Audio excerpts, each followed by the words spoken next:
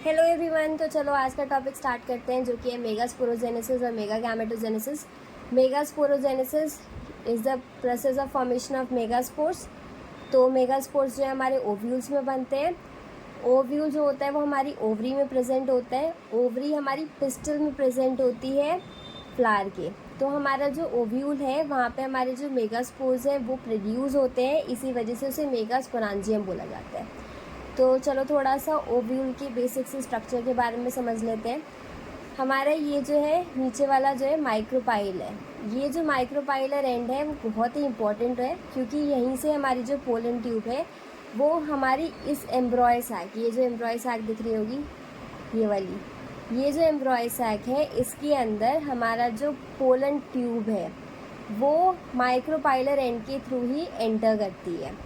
Funiculus, ये जो है ये फ्यूनिकुलस है। ये जो फ्यूनिकुलस है ये हमारा ये जो पूरा का पूरा ओव्यूल है, ओव्यूल को प्लेसेंटा के साथ ज्वाइन करने का काम करती है।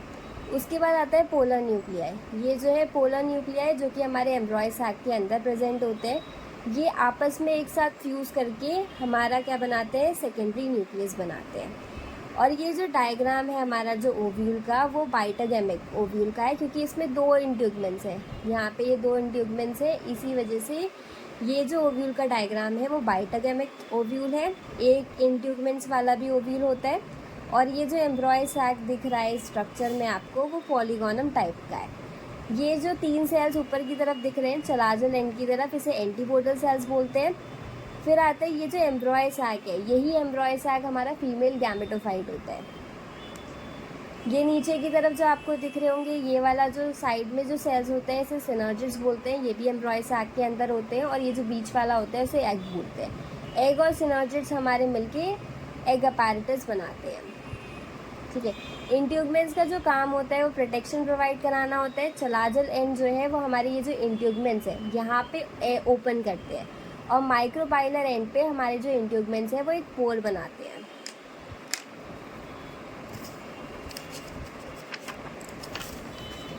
फिर हम पढ़ेंगे मेगास्पोरोजेनेसिस। मेगास्पोरोजेनेसिस में 3 मेजर इवेंट्स होते हैं। एक तो मेगास्पोर मदर सेल का फॉर्मेशन।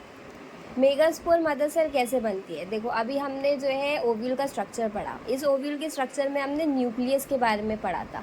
तो न्यूक्लियस के अंदर कुछ हाइपोडर्मल सेल्स होते हैं जो कि एनलार्ज कर देते हैं और एक मेगास्पोर मदर सेल को प्रोड्यूस करते हैं। ये जो मेगास्पोर मदर सेल होती है वो 2n नंबर की होती है, यानी कि डिप्लॉयड होती है नेचर में। उसके बाद यहाँ पे ये चीज़ समझने वाली है कि हमारा जो मेगास्पोरोजेनेसिस है, यानी कि जो मेगास्पोर का प्रोडक्शन हो रहा है वो माइक्रोपाइलर एंड से ही होता है।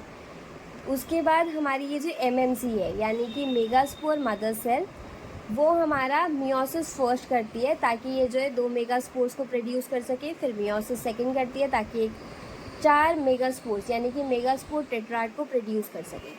यहाँ पे हमारा ये जो सेकेंड स्टेप है, यानी कि हमारा मेगास्पोर मदर सेल का मियोसिस का जो स्टेप है वो कंप्लीट हो गया। थर्ड स्टेप होता है हैप्लॉइड मेगास्पोर में से एक मेगास्पोर जो है वो बच जाता है और 3 डीजेनरेट हो जाते हैं। इसमें से जो सबसे फार्देस्ट वाला होता है ना माइक्रोपाइलर एंड के, वही सर्वाइव कर पाता है। बाकी के जो 3 मेगास्पोर्स होते हैं वो डीजेनरेट हो जाते हैं। तो हमारा जो मेगास्पोरोजेनेसिस होता है उसमें मेनली 3 स्टेप होते हैं। पहला स्टेप जो है मेगास्पोर मदर सेल का फॉर्मेशन हो गया। दूसरा स्टेप हो गया हमारा एमएमसी का मियोसिस। उसके बाद थर्ड स्टेप हो गया सिलेक्शन ऑफ द मेगास्पोर, जो कि डेवलप करेगा फीमेल गैमेटोफाइट में। यही वाला जो एक मेगास्पोर हमारा बच रहा है 3 मेगास्पोर के डीजेनरेट होने के बाद, यही मेगास्पोर हमारा फीमेल गैमेटोफाइट प्रोड्यूस करेगा। ठीक है, ये जो एग्जाम्पल है हमने यहाँ पे जो दिया है वो मोनोस्पोरिक मेगास्पोरोजेनेसिस का है, क्योंकि सिर्फ एक ही मेगास्पोर जो है, 4 मेगास्पोर जो कि बन रहे थे उसमें से एक ही मेगास्पोर हमारा पार्ट ले रहा है फीमेल गैमेटोफाइट के प्रोडक्शन में। इसी वजह से इसे मोनोस्पोरिक मेगास्पोरोजेनेसिस बोलते हैं। इसके अलावा बाइस्पोरिक भी होते हैं। यहाँ पे हमने मियोसिस के जो स्टेप्स देखे थे वो 2 होते हैं। यहाँ पे क्या होता है, मियोसिस फर्स्ट में तो साइटोकाइनेसिस हो जाता है, मियोसिस सेकंड में नहीं होता।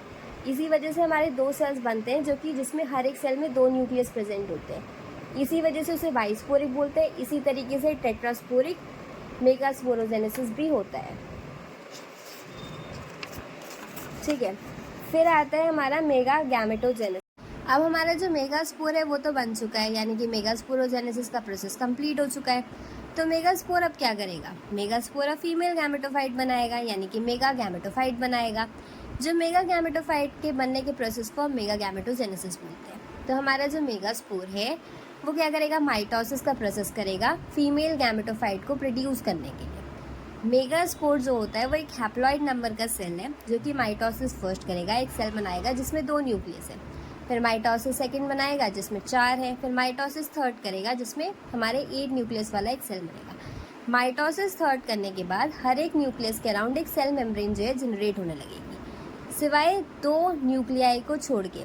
उन 2 न्यूक्लियाई को हम पोलर न्यूक्लियाई बोलेंगे, ठीक है। तो ये जो है हमारा एक 7 सेल 8 न्यूक्लियर स्ट्रक्चर बनेगा, जिसमें से हमारे जो सेल्स होंगे जिसमें से हमारे जो 3 सेल्स होंगे वो हमारे एंटीपोडल सेल्स होंगे जो कि हमारे चलाजल एंड की तरफ होंगे, और बाकी के जो 3 होंगे वो सिनर्जिट्स और एग को मिलके एग अपैरेटस बनाएंगे जो कि हमारे माइक्रोपाइलर एंड की तरफ होंगे। बीच में हमारे 2 पोलर न्यूक्लियाई आ जाएंगे। इसमें ये क्या करेगा? आगे जाके पोलर न्यूक्लियाई हमारा फ्यूज़ कर देगा ताकि एक सेकेंडरी न्यूक्लियस जो है वो प्रोड्यूस कर सके। ये जो सेकेंडरी न्यूक्लियस है वो एक डिप्लॉयड नंबर का सेल बनाएगा।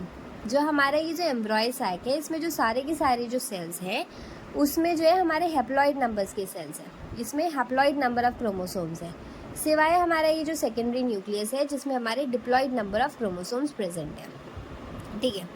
इस फीमेल गैमेटोफाइट को हम एम्ब्रॉय सैक भी बोलते हैं। मेगा गैमेटोजेनेसिस जो होता है वो हमारा फीमेल गैमेटोफाइट के फॉर्मेशन को बोलते हैं। तो इसी तरीके से हमारा जो एम्ब्रॉय सैक है वो एक 7 सेल्ड और 8 न्यूक्लियेट स्ट्रक्चर बनाएगा। होपफुली आपको ये लेक्चर समझ में आया होगा। अगर नहीं समझ में आया तो कमेंट कीजिए, अपने एडवाइस दीजिए, हम अपने इस लेक्चर को थोड़ा और अच्छे से बनाने की कोशिश करेंगे। Thank you.